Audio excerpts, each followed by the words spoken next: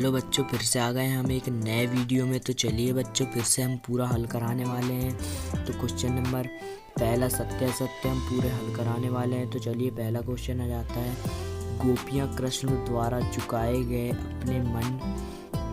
गए अपने मन को वापस मांग रही हैं, यह बिल्कुल सत्य है। इसके बाद हमारा दूसरा नंबर का जो क्वेश्चन आ जाता है, अच्छे लोग परहित के लिए दौड़े चले आते हैं, बिल्कुल सत्य आंसर हो जाएगा इसका भी। इसके बाद आ जाता है हमारा तीसरा, उद्धव का संदेश गोपियों को गुड़ की तरह मीठा लगा, यह असत्य हो जाएगा इसमें। इसके बाद हमारा क्वेश्चन नंबर आ जाता है चौथा क्वेश्चन नंबर में हम देखते हैं, योग संदेश सुनकर गोपियों की विरह अग्नि बढ़ रही है, इसका बिल्कुल सत्य आंसर आ जाएगा। इसके बाद आ जाता है, राजा का धर्म है कि प्रजा को ना सताए, बिल्कुल सही आंसर है, ये भी बिल्कुल सही हो जाएगा इसका आंसर। फिर इसके बाद हम देखते हैं अगला क्वेश्चन जो है आगे छठवां नंबर का क्वेश्चन आ जाता है।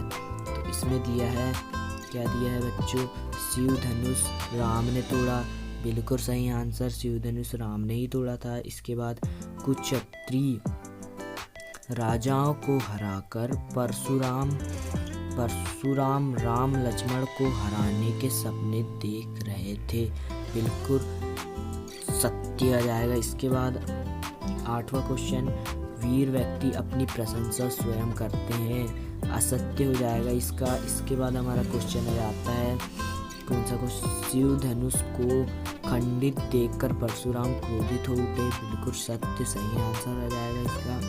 फिर परशुराम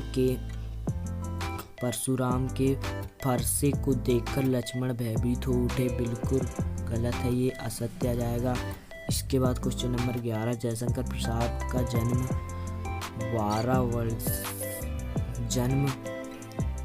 वाराणसी में हुआ, बिल्कुल सत्य सही हो जाएगा। इसके बाद क्वेश्चन नंबर 12, आत्मकथ्य कविता पहली बार 1932 में हंस के आत्मकथा विशेष भाषक में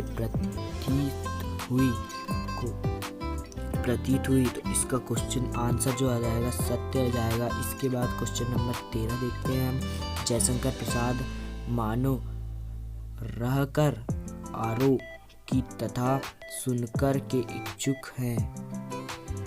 थे, तो इसका जो आंसर आ जाएगा 13 का बिल्कुल सत्य आ जाएगा। इसके बाद हम 14 क्वेश्चन देखते हैं बच्चों। तो 14 क्वेश्चन है हमारा, 14 क्वेश्चन में हम देखते हैं, कवि जयशंकर प्रसाद अपने जीवन की निजी अनुभवों को सबसे बांटना चाहते हैं, तो इसका जो क्वेश्चन नंबर 14 का आंसर आ जाएगा असत्य आ जाएगा। इसका जो क्वेश्चन नंबर 14 का जो आंसर आ जाएगा वह असत्य आ जाएगा। इसके बाद क्वेश्चन नंबर हम देखते हैं 15,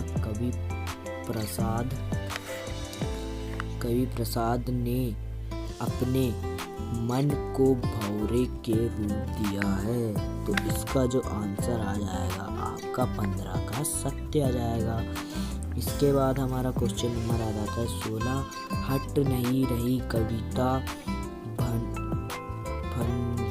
फागुन की मादकता को प्रकट करती है, क्वेश्चन नंबर 16, तो इसका भी आपका आ जाएगा सत्य। इसके बाद क्वेश्चन नंबर आ जाता है हमारे पास 17, छायावाद कविता कवियों में निराला ने सबसे पहला पुरस्कार छंदमुक्त प्रयोग किया, तो इसका जो आंसर हमारा आ जाएगा 17 का सत्य आ जाएगा। इसके बाद क्वेश्चन नंबर 18, निराला पूंजीवाद के समर्थता पोषक थे, तो क्या आ जाएगा इसका 17वां का क्या आ जाएगा, कमेंट कीजिए, तो सत्य आ जाएगा। 17 का तो सत्य आ गया, 18 का जो आ जाएगा हमारा असत्य आ जाएगा। इसके बाद आता है हमारा अगला क्वेश्चन 19वां, निराला को आधुनिक कवि भी कहा जाता है, निराला को आधुनिक कवि भी कहा जाता है। क्वेश्चन नंबर 19 सत्य हो जाएगा। क्वेश्चन नंबर जो 19 है सत्य हो जाएगा।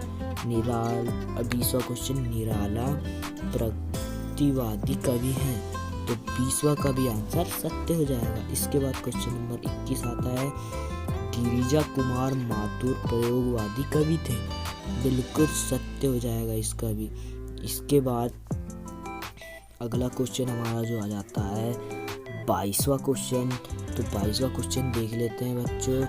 तो जो हमारा 22वां क्वेश्चन है, लीला मकरविंद गिरिजा कुमार माथुर की काव्य संग्रहावली संग्रह है। तो 22वां क्वेश्चन का जो हमारा सत्यासत्य का जो आंसर आ जाएगा वह असत्य हो जाएगा, क्योंकि 22वां क्वेश्चन का आंसर असत्य है। इसके बाद 23वां, जो नाम मिला भूल उसे कर तू भविष्य वर्ण, तो यह सत्य है, बिल्कुल सत्य। इसके बाद आपका क्वेश्चन नंबर 24, गिरिजा कुमार माथुर का जन्म दिल्ली में हुआ, तो क्या होगा इसका answer. Question number, Girija Kumar Mathur का जन्म दिल्ली में हुआ, नहीं, दिल्ली में बिल्कुल नहीं हुआ, ये इसका आंसर असत्य आ जाएगा। इसके बाद 25वां क्वेश्चन, गिरिजा कुमार माथुर की प्रभाती शिक्षा झांसी उत्तर प्रदेश में हुई, झांसी उत्तर प्रदेश में हुई, सत्य, बिल्कुल सत्य आंसर हो जाएगा। इसके बाद 26वां, छाया मत छूना गिरिजा कुमार माथुर की कविता है, सत्य है। इसके बाद चांदनी रात के बाद अंधेरी रात आती है, सत्य, चांदनी रात के बाद अंधेरी रात आती है। इसके बाद गिरिजा कुमार माथुर का निधन 1994 में हुआ, सत्य आएगा, गिरिजा कुमार माथुर का जन्म 1994 में हुआ।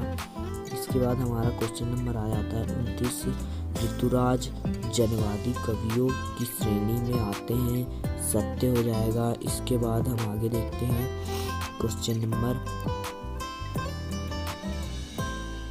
नंबर 30वां, माँ ने अंतिम पूंजी बेटी को कहा है, बिल्कुल सत्य आंसर आ जाएगा, माँ ने अंतिम पूंजी बेटी को ही कहा है।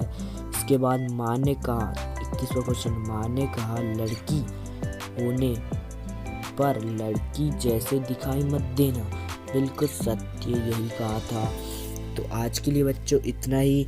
6वां नंबर का जो प्रश्न है आगे की वीडियो में दिखाया जाएगा, और इससे पहले आपने सही विकल्प या फिर आपने रिक्त स्थान नहीं देखा है तो मेरे चैनल पे जाके देख लें, या फिर डिस्क्रिप्शन में लिंक दी गई है उसे टच करके देख लें।